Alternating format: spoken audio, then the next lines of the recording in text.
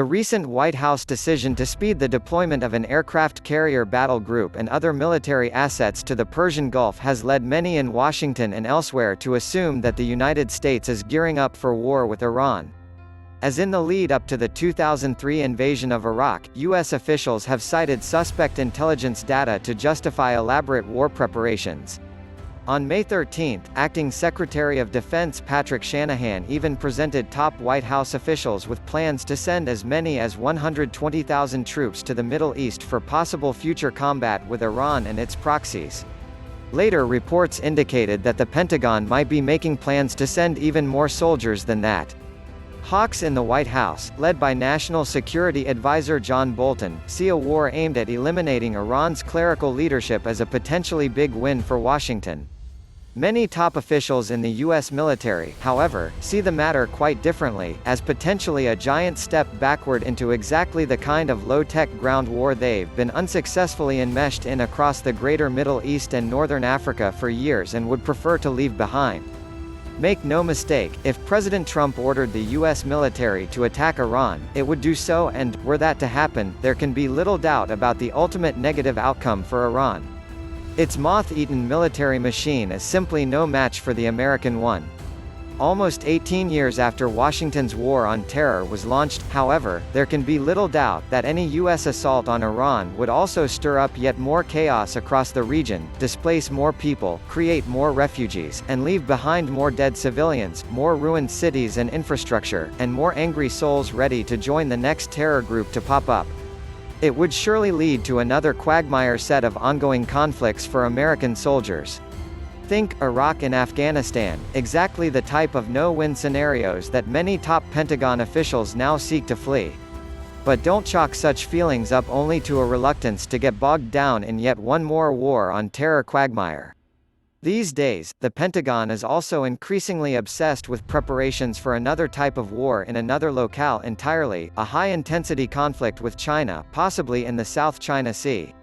After years of slogging it out with guerrillas and jihadists across the greater Middle East, the U.S. military is increasingly keen on preparing to combat peer competitors China and Russia, countries that pose what's called a multi-domain challenge to the United States.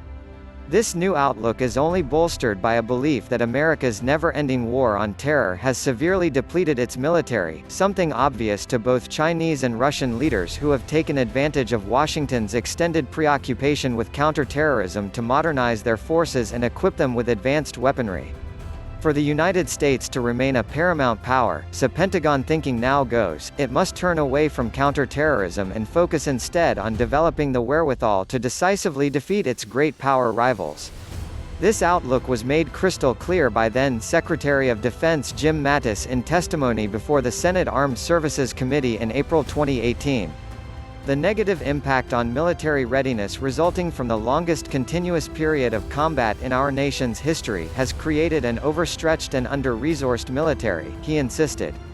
Our rivals, he added, used those same years to invest in military capabilities meant to significantly erode America's advantage in advanced technology.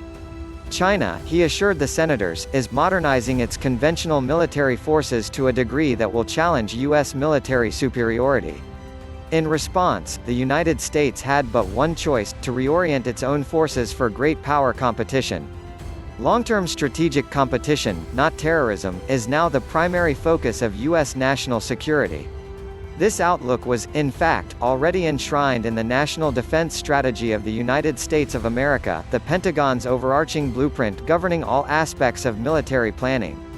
Its $750 billion budget proposal for fiscal year 2020, unveiled on March 12, was said to be fully aligned with this approach.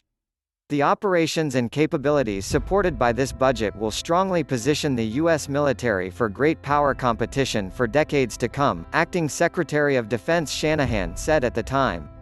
In fact, in that budget proposal, the Pentagon made sharp distinctions between the types of wars it sought to leave behind and those it sees in its future. Deterring or defeating great power aggression is a fundamentally different challenge than the regional conflicts involving rogue states and violent extremist organizations we faced over the last 25 years, it noted. The FY 2020 budget is a major milestone in meeting this challenge, by financing the more capable force America needs to compete, deter, and win in any high-end potential fight of the future. ERT your text here.